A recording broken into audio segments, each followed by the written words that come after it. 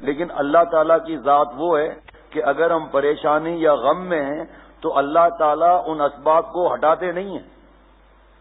اسباب غم اور پریشانی کو اللہ اسباب خوشی میں بدل دیتے ہیں. جس طرح آگ تھی جلانے والی ہے، لیکن حضرت ابراہیم علیہ السلام کے لیے یہی آگ ٹھنڈی ہو گئی. پانی جو ہے وہ ڈبو دیتا ہے اور مچھلی کھا جاتی ہے، لیکن حضرت یونس علیہ السلام مچھلی میں آرام فرما رہے ہیں.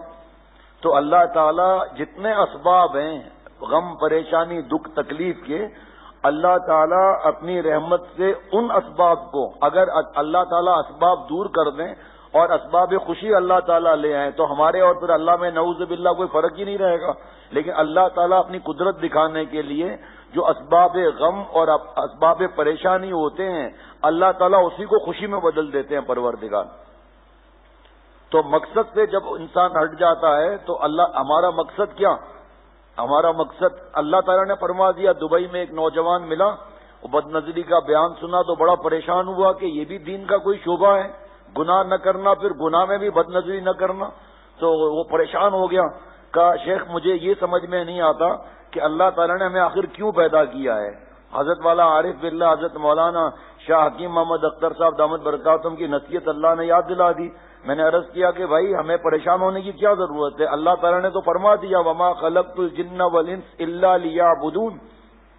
اللہ نے جنوں اور انسانوں کو نہیں پیدا کیا سوائے اپنی عبادت کے. اور پورے دنیا کے تفسیریں دیکھ لیجئے، اور سب سے بڑے تفسیر کرنے والے حضرت عبداللہ ابن عباس رضی اللہ تعالی عنہما فرماتے ہیں کہ لیعبدون کا مطلب لیعرفون ہے کہ اللہ تعالیٰ نے ہمیں اپنی پہچان کے لیے بھیجا ہے. جب اللہ کی پہچان ہو جائے گی، جب شیر کی ہمیں پہچان ہو چکی، ایک شیر کا بچہ راستہ بھول کر بکریوں کے ریوڑ میں چلا گیا اور کچھ عرصے کے بعد بکریوں کی طرح میں کر رہا ہے. شیر کی غذا گوشت اور خون ہے اور یہ شیر کا بچہ گھاس کھا رہا ہے اور ان کے ساتھ رہ رہا ہے، ان کے ساتھ گھوم رہا ہے، بڑا بھی ہو گیا لیکن وہی بکریوں کے ساتھ چل رہا ہے، فکر کر رہا ہے.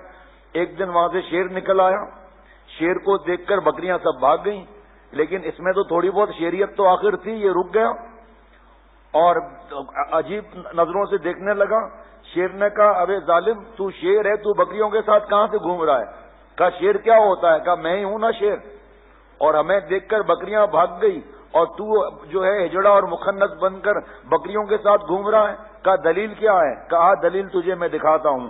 دریا کے کنارے چل بیوقوف اور اپنا عکس دیکھ اور میرا عکس دیکھ کر ملا کہ آپس میں ملتے ہیں یا نہیں ملتے. اب جب اس نے اپنا عکس دیکھا تو حضرت والا دامت برکاتہم فرماتے ہیں زور سے اس نے ایک دھاڑ ماری اور سارے جنگل کا کلیجہ ہلا کر رکھ دیا اور رونے لگا کہ اتنے عرصہ میں بکریوں کے ساتھ بیٹھ کر میری صلاحیتوں کو زنگ لگ گیا. عارف باللہ حضرت مولانا شاہ حکیم محمد اختر صاحب دامت برکاتہم فرماتے ہیں کہ اللہ نے ہمیں رجال فرمایا ہے، رجال اللہ کے راستے کے مرد فرمایا ہے، لیکن ہم لوگ ہجڑا پن کرتے ہیں، گناہ چھوڑتے نہیں ہیں اور گناہ کا زہر بھی کھا رہے ہیں، مشورہ بھی نہیں کرتے ہیں. اور جو اللہ کے بے وفا ہیں ان کے ساتھ ہمارا اٹھنا بیٹھنا، وہی ہمارے دوست، ان کے ساتھ گھومنا پھرنا. اب ہمارے اندر جو صلاحیت، ہم کلمہ پڑھنے والے، ہمارے سے مراد صرف ہم نہیں، ہر کلمہ پڑھنا والا، اس کو اللہ تعالیٰ نے ولایت کو آخری سیڑھی تک پہنچنے کی صلاحیت دی ہے. لیکن رہتا ہے ان کے ساتھ جو گناہ کرتے ہیں، رہتا ہے ان کے ساتھ جو فلمیں دیکھتے ہیں، رہتا ہے ان کے ساتھ جو لونڈے اور لونڈیوں کو پھنساتے ہیں.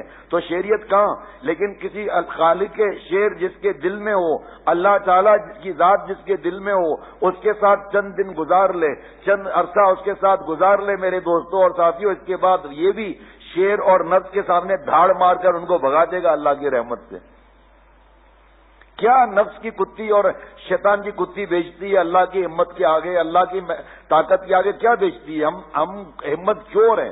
ہر گناہ چھوڑنے کی اللہ تعالیٰ نے ہمت، حضرت تو قسم کھاتے ہیں، میں حضرت والا یہ قسم پر قسم کھاتا ہوں کہ اللہ کی قسم ہر گناہ چھوڑنے کی اللہ تعالیٰ نے مجھے اور ہم سب کو توفیق دی ہے. لیکن ہم گناہ کرنے کی نحوست کی وجہ سے ہمت چور ہو گئے. حضرت فرماتے ہیں جس طرح بھینس بچہ دے دے تو بھینس کو کیونکہ عقل نہیں، تو بھینس کو اتنی عقل نہیں کہ میرے مالک نے مجھے 40-50 ہزار میں خریدا ہے اور وہ میرا گوبر صاف کرتا ہے، مجھے نہلاتا ہے، بیمار ہو جاؤں تو علاج کرتا ہے اور گوبر آ جائے اس زمین کو صاف کرتا ہے میرے لیے، تو میرے بچے کے لیے 2 کلو دودھ نہیں رکھے گا وہ؟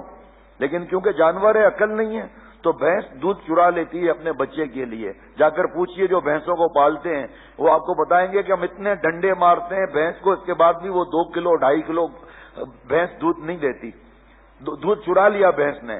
ہم بھی ہمت چور ہیں، جہاں کوئی لونڈا آ گیا، کوئی لونڈیا آ گئی، فوراً میرے دوستوں اور ساتھیوں دیکھنا شروع کر دیا، جبکہ پتا ہے کہ داڑھی منڈانا حرام ہے۔ ایک مشت داڑھی یہاں سے رکھنا اس جگہ سے، اور ایک مٹھی داڑھی دائیں سے، ایک مٹھی داڑھی بائیں سے، تینوں طرف سے ایک مٹھی داڑھی رکھنا اور داڑھی کا بچہ رکھنا واجب ہے۔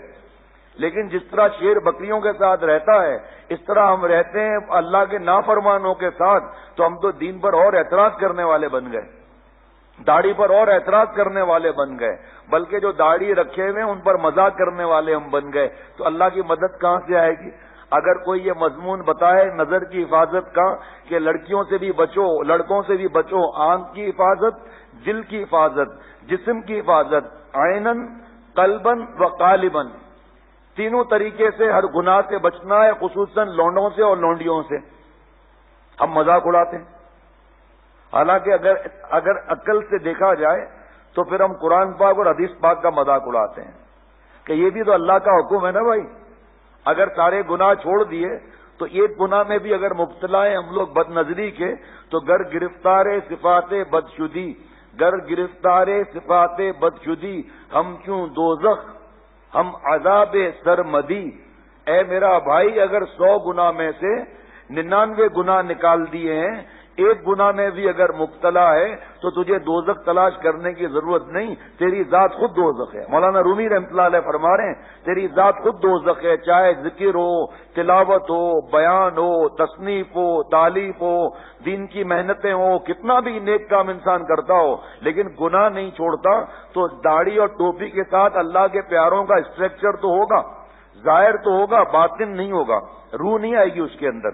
یہ گولا تو ہے لیکن اس میں رس نہیں ہے، اس لیے رس گلہ نہیں ہو سکتا۔ یہ رس گولا ہے لیکن رس نہیں ہے اس میں، تو گولا ہے، جو کھائے گا تھو تھو کرے گا۔ اگر شیرے میں اپنے آپ کو ڈبوا لے تو کام بن جائے گا،